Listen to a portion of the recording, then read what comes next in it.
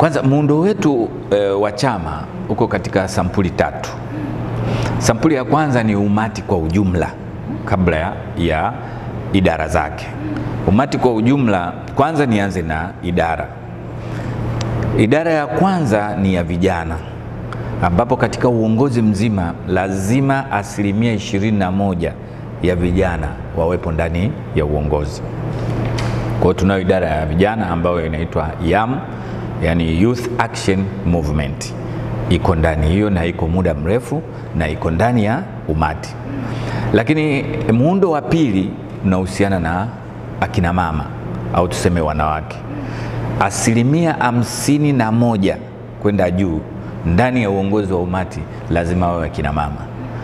Kwa hiyo utaona ni jinsi gani muundo wake ulivyo. Kwa hiyo panga pangua, huo muundo unaotaka wa uongozi lazima hao watu wa